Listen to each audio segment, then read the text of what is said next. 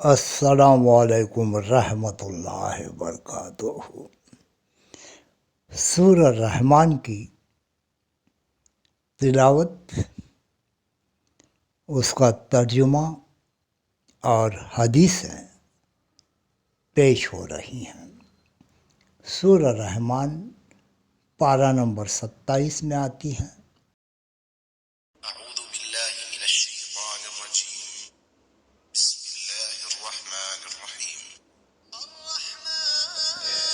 اللہ جو نہایت مہربان، اسی نے قرآن کی تعلیم فرمائی، اسی نے انسان کو پیدا کیا، اسی نے اس کو بولنا سکھایا۔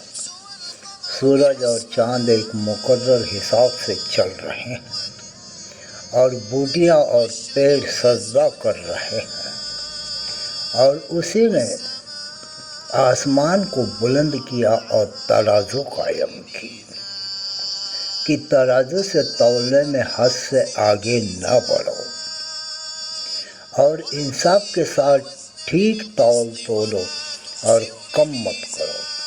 اور اسی نے خلقت کے لیے زمین بچھائی، اسی میں میوے اور کھجور کے پیڑ ہیں جن کے خوشوں پر غلاف ہوتے ہیں، اور اناج جس کے ساتھ بھوس ہوتا ہے، اور خوشبودار پھول۔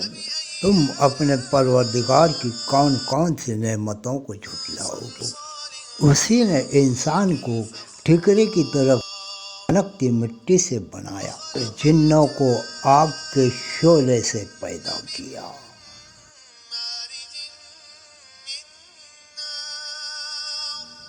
تو تم اپنے پروردگار کی کون کون سی نعمتوں کو جھٹلاؤ گے؟ وہی دونوں مشرقوں اور دونوں مغربوں کا مالک ہے۔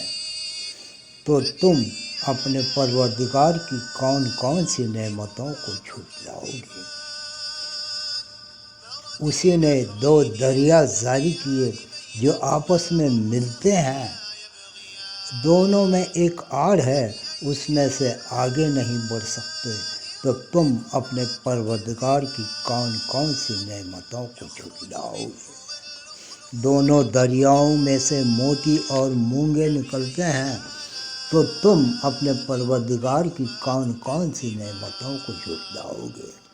اور جہاز اور بھی اسی کے ہیں جو ندی میں پہاڑوں کی طرح اونچے ہوتے ہیں، تو تم اپنے پروردگار کی کون کون سی نعمتوں کو جھٹلاؤ گے؟ اور جو مخلوق زمین پر ہے سب کو فنا ہونا ہے، اور تمہارے پروردگار کی ذات برکت والی جو جلال و عظمت والی ہے باقی رہے گی۔ تو تم اپنے پروردگار کی کون کون سی نعمتوں کو جھٹلاؤ گے؟ آسمان اور زمین میں جتنے لوگ ہیں سب اسی سے مانگتے ہیں، وہ ہر دن کام میں لگا رہتا ہے۔ تو تم اپنے پروردگار کی کون کون سی نعمتوں کو جھٹلاؤ گے؟ اے دونوں جماعتوں، ہم بہت جلد تمہاری طرف متوجہ ہوتے ہیں۔ تو تم اپنے پروردگار کی کون کون سی نعمتوں کو جھٹلاؤ گے؟ اے جن اور انسان کے گروہ، اگر تمہیں قدرت ہو تو زمین اور آسمان اور زمین کے کناروں سے نکل جاؤ تو نکل جاؤ، اور زور اور طاقت کے سوائے تم نکل سکنے ہی کہ نہیں۔ اور تم اپنے پروردگار کی کون کون سی نعمتوں کو جھٹلاؤ گے؟ تم پر آگ کے شعلے اور دھواں چھوڑ دیا جائے گا، تو پھر تم مقابلہ نہ کر سکو گے۔ تو تم اپنے پروردگار کی کون کون سی نعمتوں کو جھٹلاؤ گے؟ پھر جب آسمان پھٹ کر تیل کی تلچھٹ کی طرح گلابی ہو جائے گا تو وہ کیسا ہولناک دن ہوگا۔ تو تم اپنے پروردگار کی کون کون سی نعمتوں کو جھٹلاؤ گے؟ اس دن نہ تو کسی انسان سے اس کے گناہوں کے بارے میں پوچھ تاچھ ہوگی، اور نہ کسی جن سے۔ تو تم اپنے پروردگار کی کون کون سی نعمتوں کو جھٹلاؤ گے؟ گناہگار اپنے چہرے ہی سے پہچان لیے جائیں گے تو پیشانی کے بالوں اور پاؤں سے پکڑ لیے جائیں گے تو تم اپنے پروردگار کی کون کون سی نعمتوں کو جھٹلاؤ گے؟ یہی وہ جہنم ہے جسے گناہگار لوگ جھٹلاتے تھے، وہ دوزخ کے کھولتے ہوئے گرم پانی میں کے درمیان گھومتے پھریں گے، تو تم اپنے پروردگار کی کون کون سی نعمتوں کو جھٹلاؤ گے؟ جو شخص اپنے پروردگار کے سامنے کھڑے ہونے سے ڈرا، اس کے لیے 2 باغ ہیں، تو تم اپنے پروردگار کی کون کون سی نعمتوں کو جھٹلاؤ گے؟ ان دونوں میں بہت سی شاخیں یعنی قسم قسم کے میووں کے پیڑ ہیں، تو تم اپنے پروردگار کی کون کون سی نعمتوں کو جھٹلاؤ گے؟ ان دونوں میں 2 چشمے بہہ رہے ہیں، تو تم اپنے پروردگار کی کون کون سی نعمتوں کو جھٹلاؤ گے؟ ان میں سب میوے 2 قسم کے ہیں، تو تم اپنے پروردگار کی کون کون سی نعمتوں کو جھٹلاؤ گے؟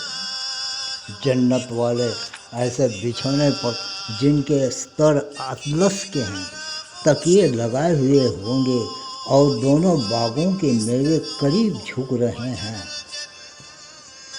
تو تم اپنے پروردگار کی کون کون سی نعمتوں کو جھٹلاؤ گے؟ ان میں نیچی نگاہ والی عورتیں ہیں جن کو جنت والوں سے پہلے نہ کسی انسان نے ہاتھ لگایا اور نہ کسی جن نے، تو تم اپنے پروردگار کی کون کون سی نعمتوں کو جھٹلاؤ گے؟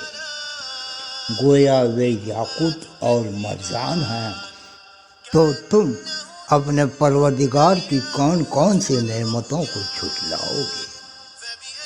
نیکی کا بدلہ نیکی کے سوائے کچھ نہیں ہے، تو تم اپنے پروردگار کی کون کون سی نعمتوں کو جھٹلاؤ گے؟ اور ان دونوں باغوں کے علاوہ 2 باغ اور ہیں، تو تم اپنے پروردگار کی کون کون سی نعمتوں کو جھٹلاؤ گے؟ دونوں خوب گہرے ہرے ہیں، تو تم اپنے پروردگار کی کون کون سی نعمتوں کو جھٹلاؤ گے؟ ان میں 2 چشمے ابل رہے ہیں، تو تم اپنے پروردگار کی کون کون سی نعمتوں کو جھٹلاؤ گے؟ ان میں میوے اور کھجوریں اور انار ہیں، تو تم اپنے پروردگار کی کون کون سی نعمتوں کو جھٹلاؤ گے؟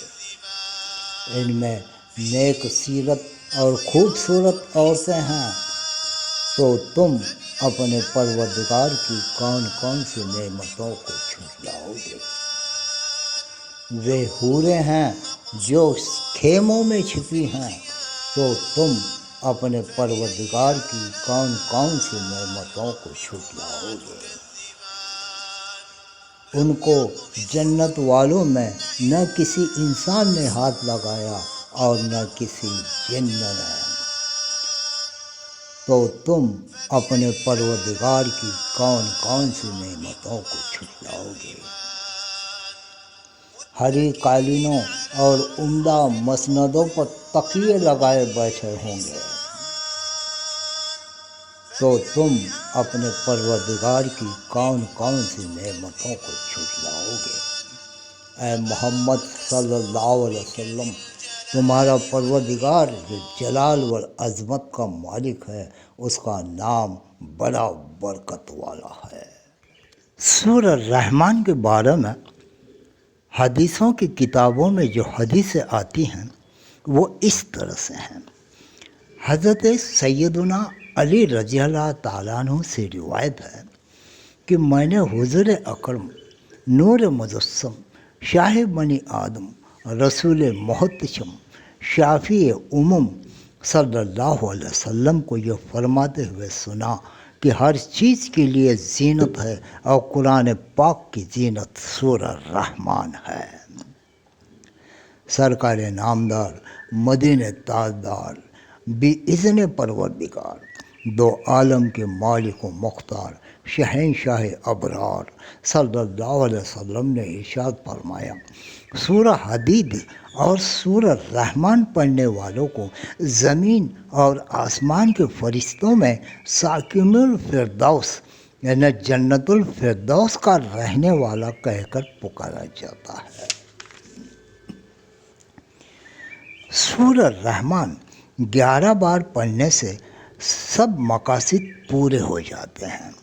اپنی جو بھی حاجت ہوتی ہے اس کے لیے یہ سورہ رحمان کو پڑھیے اور ہاتھ اٹھا کے اللہ تبارک و تعالیٰ سے دعا کیجیے، آپ کی ہر حاجت پوری ہو جاتی ہے۔ نز اس سورہ کو لکھ کر اور دھو کر توحال یعنی تلی کی بیماری کو مریض کو پلانا بہت مفید ہے، اور آنکھ دکھنے کے یا آنکھ کے مرض میں اس پر سورہ رحمان پڑھ کر دم کرے تو شفا حاصل ہوتی ہے۔ اللہ تبارک و تعالیٰ تمہیں اور مجھے بھی یہ سورہ رحمان کی تلاوت کرنے کی توفیق عطا فرمائیں اور ہمیں اپنے رحمتوں اور برکتوں سے اور فضائل سے نوازے، دنیا میں بھی، برزخ میں بھی اور آخرت میں بھی۔ آمین ثم آمین انشاء اللہ۔ اللہ حافظ۔ اس ویڈیو کو لائک کریں، شیئر کریں، اپنے دوست احبابوں میں بھیج دیں اور اس کو سبسکرائب کرنا نہ بھولیں۔ اللہ تبارک و تعالیٰ تمہیں اور مجھے بھی یہ سورہ رحمان کی برکتوں اور رحمتوں سے نوازے۔ آمین ثم آمین۔ اللہ حافظ۔